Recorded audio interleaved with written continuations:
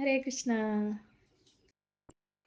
तो सर्वप्रथम सभी भक्तों के चरण कमल मोर कोटि कोटि प्रणाम। वंशा कल्पतरुभ्यश्च कृपा सिन्धुभ्येव च पतितानां पावनेभ्यो वैष्णवेभ्यो नमो नमः। जय अनंत कोटि वैष्णव वृंद की जय। जगत गुरु श्रील प्रभुपाद की जय। पतितान श्लोक गुरु महाराज की जय। श्रीमद् भागवत गीता की जय। महाशिवरात्रि की जय। तो आज आम वैष्णव मतरे शिवरात्रि है ना, तो से उपलक्षे आप समस्त को ढेर सारा शुभकामना शुभेच्छा। भगवान भोलेनाथ कृपा आशीर्वाद आप समस्त को प्राप्त हो, मैं यही प्रार्थना करछि भगवान पाखरे। तो परम सौभाग्य कहती कृष्ण भक्ति ताकू ही मिले जहाँ को भगवान भोलेनाथ कृपा मिले है। कहीं सीधा आम कृष्ण पाखक जापरूना बिना शिव को कृपा है। आज आम ये भी जिते बसीचे निहाती आम जब पछकू अनेबा आम पछ जीवन में आम समस्ते भोले बाबा भक्त थे है ना। तांकरी कृपारू आज आम आज कृष्ण भक्ति पाइचु है ना। तो निहाती आज प्रार्थना करवा भगवान भोलेनाथ पाखे और टिके बुझा वास्तविक भोलेनाथ किए है। तो बहुत सुंदर ब्रह्म संगीत ब्रह्मा स्तुति रे गाउचंती क्षीरं यथा दधि विकार विशेष जोगात् संजायते नहि ततः पृथगस्ति हेतो जसंभूतामपि तथा समुपेति कार्यात् गोविंदम आदिपुरुषं तमहं भजामि। तो बहुत सुंदर ब्रह्माटी स्तुति कहते। तो ये शंभु किए ना स्वयं भगवान। हाँ, तो केमितिका बहुचंती जमिति दधि विकार दही केतेबेले दूधटा दही केतेबेले हो जाए ना, दूधरे जो आम विकार माने किसी जामुन डाल दू से कौन हुए से विकार पाई से दूधटा दही हो जाए है ना। तो दूध दही हो पार किंतु दही केबे दूध हो पार ना, है कि नहीं। तो से ही आज कृष्ण तम गुण को धारण करके प्रलय करने उद्देश्य भगवान शिव होती, किंतु शिव पुणी केबे कृष्ण हो पारे ना, यहीटा पार्थक्य। तो आम शिव को देखा जे शिव माने मंगलमय वास्तविक जगत हर क्षेत्र में जगतर मंगल विधान करने भगवान भोलेनाथ उपस्थित। तो आज तांकर बहुत सुंदर जो रात्रि काली तो गला कर्मी कांडी भितर बेले बेले पचारते कहीं दीटा हुए एमती तिथि आसे कहीं दीटा हुए गोटे वैष्णव मत गोटे कर्मी मत। कारण है कर्मी मानकर उद्देश्य कौन, जो काली जो गला प्राय भगवान भोलेनाथ पाखक जाती तो भौतिक विषय वस्तु को प्राप्त करने प्राय 99% लोक किसी ना किसी मानसिक थी पूरा राति सारा घी बत्ती जालिबे किसी ना किसी भाई मो पुओ चाकरी पाई जाऊ बा आमर बीमारी मुक्त हो जाए किसी भी भौतिक जिनस। तो से भगवान भोलेनाथ कन्फ्यूजन रही ना। तो वैष्णव माने कौन आज जो है, तो वैष्णव माने बुझीगले एथर गुरु को आश्रय रही मनुष्य जीवन उद्देश्य को बुझीगले भाई बापा संसार किसी भी वस्तु मिलगले शरीर खत्म तो वस्तु भी खत्म। हाँ, तेणु ये संसार आमको किसी दरकार नहीं, प्रभु कृष्णे मती अस्तु कृष्ण को केमती प्राप्त करवा। तो से आज जी भी वैष्णव माने भक्ति करेंगे भगवान भोलेनाथ जो व्रत करेंगे मागिबे एटा बस हे भोलेनाथ कृपा करंतु मनटा जो संसार दौड़ुची आम मनटा को आम कृष्ण को पाखरे जमी स्थिर कर बस यही आशीर्वाद करंतु। आमको किसी दरकार नहीं, कृष्ण दरकार आटा आपण को कृपार ही संभव हो पार। तो से दीटा लोक मागणा मानसिक चिंतन देखु चिंताटा काली जो लोक जी संसार जिनस किसी ना कि भगवान भोलेनाथ प्रार्थना करेंगे संसारी जिनस को मागे किंतु आज जो माने वैष्णव मत वैष्णव माने करेंगे भगवान को मागे। तो से जी दी जन मिसिक साथी जी तो भगवान कन्फ्यूजन हो भाई किए कौन मागुची। तेणु गोटे दिन भाई कर्मी माने आस तुम मनोकामना पूरण हम, गोटे दिन वैष्णव मैंने आस तुम मान मनोकामना पूरण हो। तो जहाँ भी हो भगवान भोलेनाथ आम समस्त को आशीर्वाद रखी था आम उपरे ताकि आम आम मनटा जो कृष्ण जो संसार में दौड़ुची से मनटा को आणिकी कृष्ण पाखे आम लगे पार।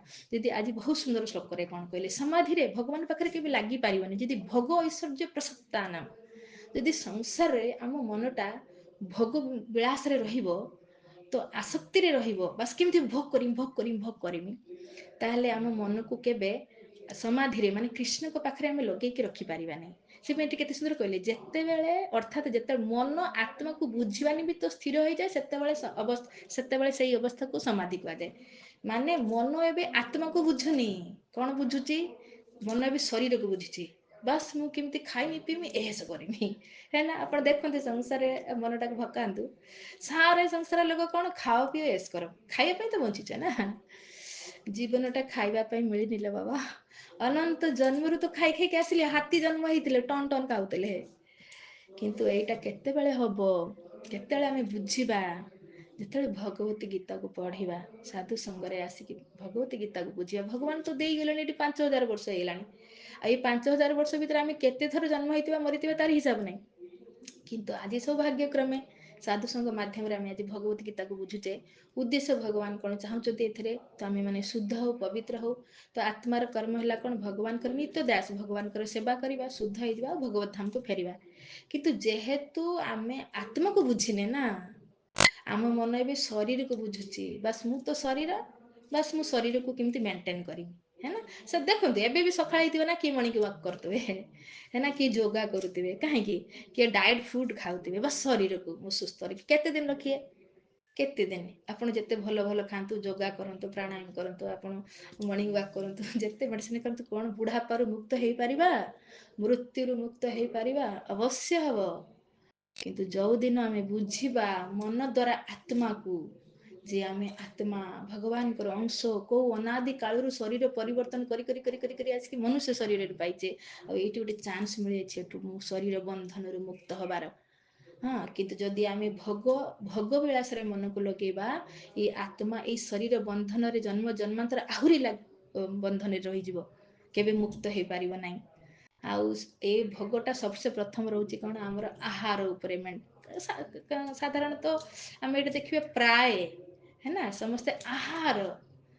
ତ ବାସ୍ ମାଛ ଖାଇବନି ତ କଣ ଜୀବନଟା ବିତେଇବୁ, ହେଲା, ପୁରା ଜୀବନ ସାରା ଖାଇବନି।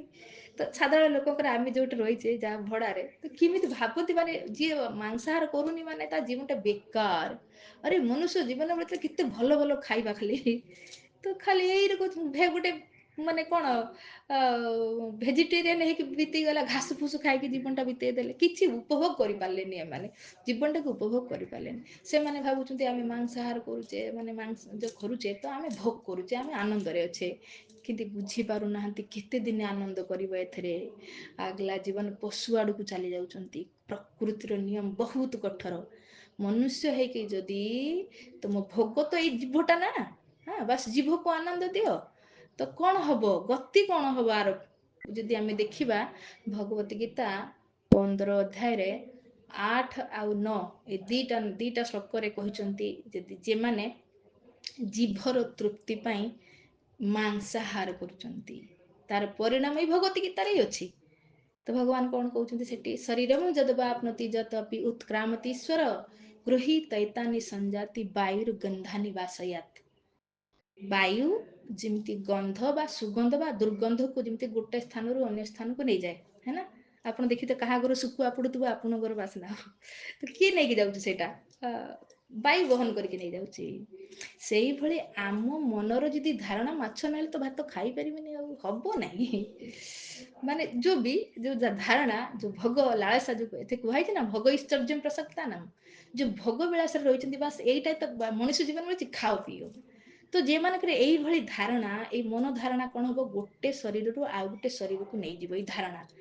କେମିତିକା ଶରୀର ତାକୁ ମିଳିବ? ଭଗବାନ ତାପର ଶ୍ଲୋକରେ କହୁଛନ୍ତି, ମାନେ 9 ନମ୍ବର ଶ୍ଲୋକରେ 15 ଅଧ୍ୟାୟର ଯୋଉ କଣ କହୁଛନ୍ତି? ଶ୍ରୋତ୍ରମ୍ ଚକ୍ଷୁ ସ୍ପର୍ଶନମ୍ ରସନମ୍ ଘ୍ରାଣମେବଚ ମନସ୍ସାୟ ଅଧିଷ୍ଠାୟ ବିଷୟାନୁ ଉପସେବତେ। ତମକୁ ଗୋଟେ ଶରୀର ମିଳିବ, ସେଇ ଶରୀରରେ ତମର ଆଖି ଥିବ, କାନ ଥିବ, ନାକ ଥିବ, ତ୍ୱଚା ଥିବ, ଜିଭ ଥିବ, ସବୁ ଥିବ। କିନ୍ତୁ ତମେ ଯୋଉ ମଣିଷ ଜୀବନରେ ଛେନାପୋଡ, ରସଗୋଲା, ପୁରୀ, କ୍ଷୀରି କେତେ କଣ ଖାଉଥିଲ, ଆଉ ଖାଇପାରିବନି ଲୋ ବାବା। ଏଥର କଣ ଖାଇବ? କଚଡାରୁ। ବିଷୟାନୁ ଉପସେବତେ, ବିଷୟକୁ ସେବନ କରିବ, ସେଇ ଇନ୍ଦ୍ରିୟ ତମକୁ ମିଳିବ, କିନ୍ତୁ ଦୁସରେ ପ୍ରକାର କା, ମାନେ ତମେ ଯୋଉ ଏଠି ମନୁଷ୍ୟ ଜୀବନରେ ଯୋଉ ଏତେ ସୁନ୍ଦର ଭେରାଇଟି ଭଗବାନ ଏତେ କିଛି ବ୍ୟବସ୍ଥା କରିଥିଲେ, ସେଟା ଆଉ ମିଳିବନି। ମନୁଷ୍ୟ ଯୋଉଟା ଫିକି ଦେବେ, କଚଡାରୁ ସେଗୁଡା ଖାଇ, ଆଉ ଘୁଷୁରି ହେଇକି ମଳ ଖାଉଛନ୍ତି ନା। ସେ ଘୁଷୁରି କିଏ? ଶରୀରଟା ଘୁଷୁରି, କିନ୍ତୁ ତା ଭିତରେ ଆଉ କିଏ ଅଛି? ଆତ୍ମା ନା, ସେଇ ଭଗବାନଙ୍କର ଅଂଶ ନା। କିନ୍ତୁ ଆଜି ଘୁଷୁରି ସ୍ୱର୍ଗ ପାଇଲା, ମଳ ଖାଉଛି। କେମିତି? କାହିଁକି? ଶାସ୍ତ୍ର ପଢ଼ିଲେନି, ସାଧୁସଙ୍ଗ କଲେନି, ଗୁରୁଙ୍କ ଆଶ୍ରୟ ରହିକି ଭଗବତୀ ଗୀତା ଭାଗବତକୁ ବୁଝିଲେନି। ଆଜି ବାସ୍ ଭୋଗ ଐଶ୍ୱର୍ଯ୍ୟ ପ୍ରସକ୍ତାନ, ଭୋଗ ବିଳାସରେ ଜୀବନଟାକୁ କାଟିଦେଲେ। ଯେ ମନୁଷ୍ୟ କଣ ଏଇ ପାଇଁ ମିଳିଥିଲା? ତ କଣ ହେଲା? ଜୀବନ ଦୁର୍ଗତି ଆଡକୁ ନେଇଗଲେ। ପୁଣି କେତେ ଜନ୍ମ ତାଙ୍କୁ ଲାଗିଯିବ ଆଉ ଥରେ ଯେ ମନୁଷ୍ୟ ଶରୀର ପାଇବା ପାଇଁ, ତାର ହିସାବ ନାହିଁ। ତ ଭଗବାନ ଏଠି ବହୁତ ଦୁଃଖ କରିକି କହୁଛନ୍ତି, ବାପରେ ଯେତେ ପର୍ଯ୍ୟନ୍ତ ତମେ ଭୋଗରେ ରହିବ ନା, ତମେ କେବେ ତମ ସମାଜରେ ମାନେ ଆତ୍ମାରେ ଆଉ ତମ ମନ ରହିପାରିବନି। ଆମେ ଆତ୍ମାକୁ ତ ବୁଝୁନେ ନା, ଆତ୍ମାକୁ ଆହୁରି ବନ୍ଧନରେ ପକେଇ ଦଉଛେ। ଏଠି ତ କୌଣସି ଚାନ୍ସ ଥିଲା ମନୁଷ୍ୟ ଜୀବନରେ ବାହାରିବାର, କିନ୍ତୁ କଣ କଲେ? ସୁଅର କୁକୁର ଜନିକି ପଳେଇଲେ। ଆଉ ଚାନ୍ସ ରହିଲା? ଆଉ ବାହାରିବାର ଚାନ୍ସ ମିଳିବ ନାଇଁ। ତ ପାଇଁ ସବୁ କିଛି ଡିପେଣ୍ଡ କରୁଛି ଆମର ଖାଦ୍ୟ ଉପରେ। ସେଇ ପାଇଁ ତ ଶାସ୍ତ୍ରରେ କୁହାହେଇଛି ଯେ ଆହାର ଶୁଦ୍ଧ ତ ସତ୍ତ୍ୱ ଶୁଦ୍ଧି, ସତ୍ତ୍ୱ ଶୁଦ୍ଧି ତ ଧ୍ରୁବା ସ୍ମୃତି, ସ୍ମୃତି ଲବ୍ଧ୍ୱା ସର୍ବଗ୍ରନ୍ଥିନା ବିପ୍ର ମୋକ୍ଷ୍ୟ। ମୁକ୍ତିକୁ ଆମେ ସେତେବେଳେ ପ୍ରାପ୍ତ କରିବା ଯଦି ଆହାର ଶୁଦ୍ଧ କରିବା। ସେଇପାଇଁ କୁହନ୍ତି ଆହାର ଶୁଦ୍ଧ କଲେ ମନ ଶୁଦ୍ଧ ହବ, ମନ ଶୁଦ୍ଧ କଲେ ବିଚାର ଶୁଦ୍ଧ ହବ, ବିଚାର ଶୁଦ୍ଧ କଲେ କର୍ମ ଶୁଦ୍ଧ ହବ, କର୍ମ ଶୁଦ୍ଧ ହେଲେ ଗତି ଶୁଦ୍ଧ ହେଇଯିବ। ତ ଡିପେଣ୍ଡ କେଇଟି କରୁଛି? ଆହାର ଉପରେ। ତ ବାସ୍ ଆହାର, ଶୁଦ୍ଧ ଆହାର କାହାକୁ କହନ୍ତି? ଭଗବାନଙ୍କୁ ଅର୍ପିତ ପ୍ରସାଦ। କାହିଁକିନା ଭଗବାନଙ୍କର ଗୋଟେ ନାଁ ହେଲା ହରି। ତ ଆମେ ଯେତେବେଳେ ଭଗବାନଙ୍କୁ ଅର୍ପଣ କରିବା, ତ ସେଥିରୁ ସେ ପାପକୁ ହରଣ କରିନେବେ। ଆଉ ଭଗବାନ କଣ ଖାଆନ୍ତି? ପତ୍ରମ୍ ପୁଷ୍ପମ୍ ଫଲମ୍ ତୋୟମ୍, ମତ୍ସ୍ୟ ମାଂସ ଲେଖି ନାହାନ୍ତି। ବାସ୍ ଏଇଥିରେ ଆଇଟମ ବନାଅ, କିନ୍ତୁ ଆଗେ ଭଗବାନଙ୍କୁ ଲଗେଇ ଦିଅ। କାହିଁକି ନା ଏଇ ଶାକାହାରୀ ଭୋଜନରେ ବି ପାପ ରହିଛି ନା। ଆମେ ଯେତେବେଳେ ଆମ ପେଟକୁ ଯାଉଛି, ପାଟି ପର୍ଯ୍ୟନ୍ତ ଆସୁଛି, କେତେ ଜୀବଙ୍କୁ ଆମକୁ ମାରତେ ପଡୁଛି। ଆପଣ ଖାଲି ସୁଜିଟେ ବି ରଖିଥିବେ, ଯଦି ତାକୁ ଭାଜିକି ନ ରଖିଥିବେ, ସେଇଥିରେ ଦେଖିବେ ମାସେ ବେଳକୁ ପୋକ ହେଇଯାଇଥିବେ। ଜୀବ ସର୍ବଗତ, କୋଉଠି ନାହାନ୍ତି। ଆପଣ ଯେତେ ଗ୍ରୋସରୀ ଆଇଟମ ଆଣନ୍ତୁ, ଯିବ। ଆପଣ ଯେଠି ଲଗଉଛନ୍ତି ବି ଯିବ, ସବୁଆଡେ ଆପଣଙ୍କୁ ହତ୍ୟା କରତେ ବାଧ୍ୟ। କିନ୍ତୁ ସେଇ ହତ୍ୟାର ପାପ ଆପଣଙ୍କୁ ଆଉ ଲାଗିବନି ଯଦି ଆପଣ ଭଗବାନଙ୍କୁ ଭୋଗ ଲଗେଇଦେବେ। କାହିଁକିନା ଭଗବାନଙ୍କର ନାମ ହେଲା ହରି, ତାଙ୍କ ପାଖରେ ଶକ୍ତି ଅଛି ହରଣ କରିବାର। ତ ସେଥିରୁ ସେ କଣ କରିବେ? ପାପକୁ ହରଣ କରିନେବେ। ତ ଆମେ ଖାଇବା ପ୍ରସାଦ, ପ୍ରସାଦେ ସର୍ବ ଦୁଃଖାନାଂ। ତ ଫିର ପ୍ରସାଦ ଖାଇଲେ ପବିତ୍ର ହେଇଯିବା। ତ ଫିର ଆମ ମନ ଶୁଦ୍ଧ ହବ। ତ ମନ ଶୁଦ୍ଧ ହେଲେ ଅଟୋମେଟିକ ଆମେ ଆତ୍ମାରେ ରମଣ କରିପାରିବା, ମାନେ ଆତ୍ମସ୍ଥିତିକୁ ବୁଝିପାରିବା।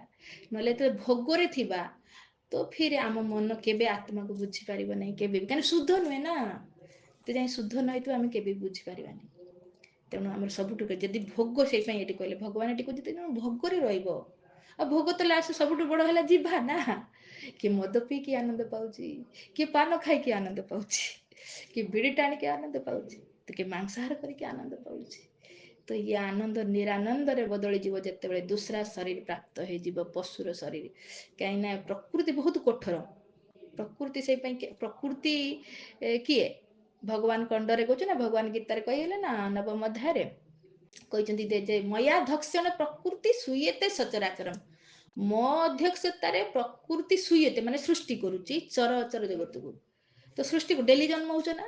କିଏ କୁକୁର ପେଟରୁ ଜନ୍ମ ହଉଛନ୍ତି, କିଏ ବିଲେଇ ପେଟରୁ, ହେ ନା, ପଶୁ ପକ୍ଷୀ ପେଟରୁ ଜନ୍ମ ହଉଛନ୍ତି ନା, ମନୁଷ୍ୟ ପେଟରୁ ବି ଜନ୍ମ ହଉଛନ୍ତି। ତ କାହା ଇଚ୍ଛାରେ? ଭଗବାନଙ୍କ ଇଚ୍ଛାରେ ପ୍ରକୃତି ଜନ୍ମ ଦଉଛି। କେତେବେଳେ? ଆମର କର୍ମକୁ ଯେତେବେଳେ ଦେଖୁଛନ୍ତି।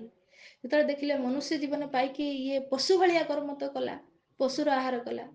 ହଁ, କାହିଁକି ନା ଦେଖ, ପଶୁ ପକ୍ଷୀ କି ତାଙ୍କ ନିୟମର ଅଛନ୍ତି ସେମାନେ। ଆପଣ ଦେଖିବେ ସିଂହ, ସିଂହ ଆଗରେ ଆପଣ ମାଂସ ରଖିବେ ପ୍ଲସ ଘାସ ରଖିବେ, ସେ କେବେ ଘାସକୁ ମୁହଁ ମାରିବ ହିଁ ନାହିଁ।